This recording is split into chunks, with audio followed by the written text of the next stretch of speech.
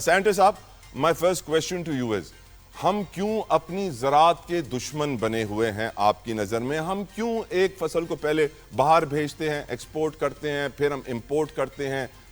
کیا وجہ ہوتی ہے کہ ہر حکومت میں کوئی نہ کوئی ایسا سکینڈل سامنے آتا ہے, ان یور اوپینین؟ شہادت آوان صاحب.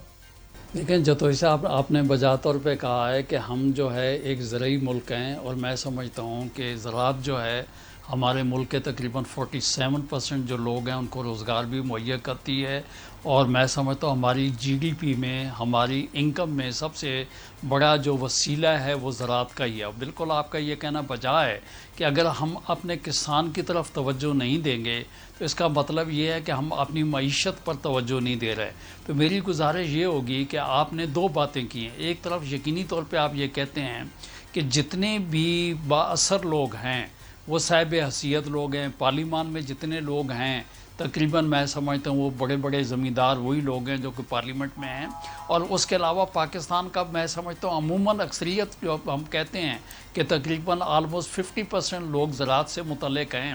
تو اس کا مطلب ہے کہ ہر ایک کے پاس 10 ایکڑ 5 ایکڑ کچھ نہ کچھ زمین ہوگی. آپ کو یہ بھی معلوم ہوگا کہ جب پاکستان میں لوگ مائیگریٹ کر کے آئے تھے تو ان لوگوں کو بھی کلیم میں بہت سی زمینیں دی گئی ہیں. پنجاب میں خاص کر آپ دیکھیں, یہ ہم کہتے ہیں نا کہ یہ چک نمبر جو ہے, ایم بی نمبر ہے, وہ مہاجر برانچ جو ہے ہر گھر کو ایک ایک لاٹ تقریباً میں سمجھتا ہوں کلیم میں. اور کئی لوگ تو ایسے ہیں کہ اگر آپ دیکھیں نوابوں کے جو خاندان ہیں ان کو یہاں ہزاروں ایکڑ, نواب رونق علی خان کو اگر آپ دیکھیں 1973 میں تو 5-10 ہزار ایکڑ زمینیں ان کو الاٹ ہوئی تھی. باقی اب اس کے بعد یہ آ جائیں کہ ہم نے کسان کے لیے کیا کیا.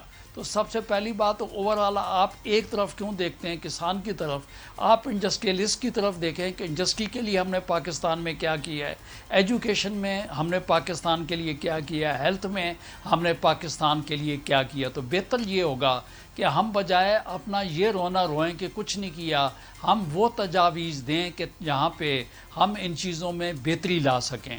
تو اس کے لیے سب سے پہلی بات تو میں یہ کہوں کہ آج فصل جو بھی آدمی کرتا ہے اس کا سب سے بڑا ایشو جو ہے وہ پانی کا ہے. پانی کی طرف اگر آپ چلے جاتے ہیں تو انڈس واٹر ٹریٹی جو ہے اس کی طرف آپ کو دیکھنا پڑے گا کہ آنے والے وقت میں پاکستان کے کسان کے لیے جو سب سے بڑا مسئلہ ہوگا وہ پانی کا ہوگا. اس وقت بھی آپ دیکھ لیں کہ موجودہ جو کسان ہے وہ پانی نہ ہونے کی وجہ سے یا کم ہونے کی وجہ سے اپنی چاول کی فصل پراپر یا کر نہیں سکا یا ٹائم کے اوپر جو ہے وہ نہیں کر سکا. یہ تو اللہ کا کرم ہے کہ کچھ بارشیں ہو گئیں اور کچھ کسان جو ہے اس کی اشک جو ہے وہ پوشی ہو گئی ہے.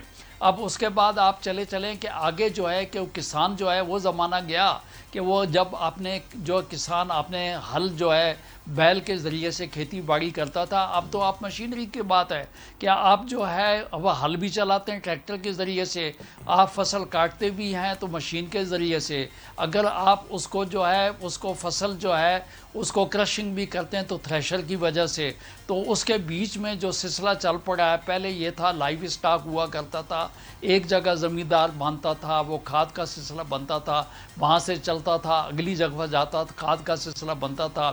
لیکن اب آسان ہو گئے, فرٹیلائزر خرید کر آپ کو یوز کرنی پڑتی ہے. تو زمیندار کے لیے تو بیسک آپ دیکھیں کہ جہاں پہ انرجی جو ہے پیٹرول ڈیزل کی قیمتیں جو زیادہ ہو جانے کی وجہ سے کسان جو ہے اپنی فصل کے لیے, اس کی کاشت کے لیے, اس کو ہل چلانے کے لیے اس کو خرچ اخراجات کہاں پہنچ گئے.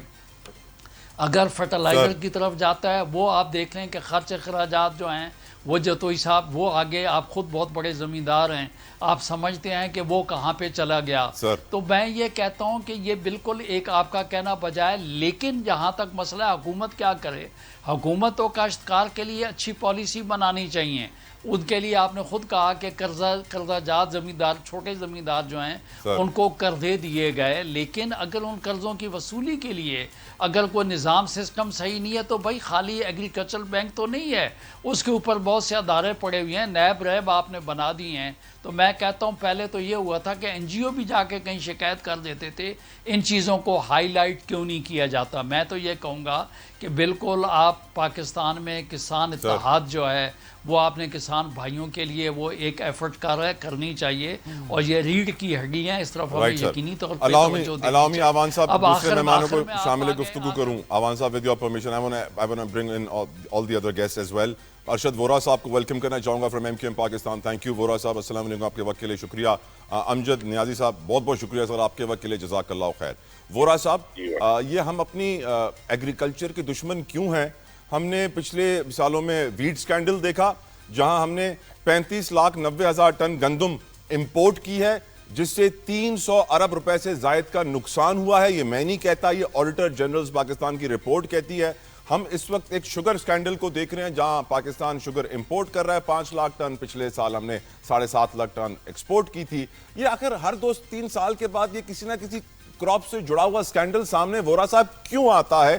کیا یہ رئیس کو رئیس تر کرنے کے لیے آتا ہے یا پھر ایکچولی زراعت کو تباہ کرنے کے لیے آتا ہے؟ دیکھیں، ظاہر سی بات ہے کہ جو آپ نے ابھی شوگر کا اسکینڈل آپ بتا رہے ہیں، ابھی ماضی میں جو آپ نے بتایا 316 ارب روپے کا جو ویٹ کا لاس ہوا تھا، اسی طریقے سے آج شوگر میں جو ابھی بالکل ریسنٹ پالیسی میں جہاں پہ ایکسپورٹ کی پرمیشن دی گئی، اس کا مطلب یہ کہ ایکسپورٹ کے لیے بائر موجود ہوگا، شوگر بالکل جو ہے پورٹ پہ تیار ہوگی ایکسپورٹ کے لیے، کیونکہ ابھی اس کو ایکسپورٹ کی پرمیشن آئے ہوئے ہارڈلی میرے خیال سے کوئی ہفتہ 10 دن ہوئے، اور آج شوگر کی پرائسز جس طریقے سے پیک پر چلی گئی ہیں، شوگر جو ہے وہ آلریڈی مارکیٹ میں اب شارٹ فال آئے گا، اور شارٹ فال آئے گا تو پھر آپ امپورٹ کریں گے۔ جب آپ امپورٹ کریں گے، ایک طرف آپ جو ہے اپنی اکانومی کو روتے ہیں کہ ہمارے پاس جو ہے وہ ڈالرز نہیں ہے ٹو پرچیز، اور یہاں پر آپ جو ہے وہ ایک طرف بیچ کر ڈالر لے رہے ہیں اور پھر اس سے زیادہ ڈالر جو ہے وہ خریدنے میں لگا دیں گے۔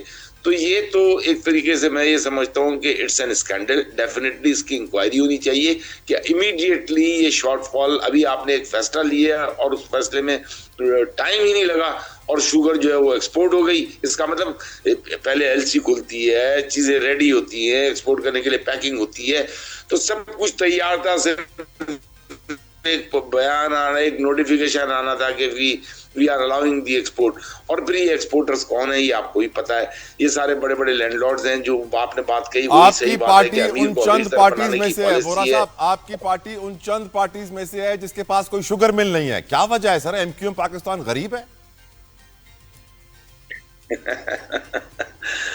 گڈ کویشچن سر۔ ہماری پارٹی ایسی پارٹی ہے جس میں سے کہ انڈسٹریلائز بھی آپ کو 2-4% ہی ملیں گے، باقی 95% پلس جو لوگ ہیں وہ ایوریج طبقے سے تعلق رکھتے ہیں۔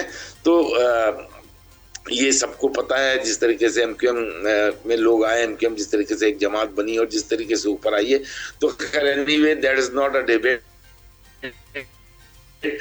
ڈیبیٹ یہ ہے کہ دیکھیں میرے بھائی نے کہا تھا کہ جی ڈی پی میں ایگریکلچر کا کنٹریبیوشن میجر کنٹریبیوشن ایگریکلچر کا ہے۔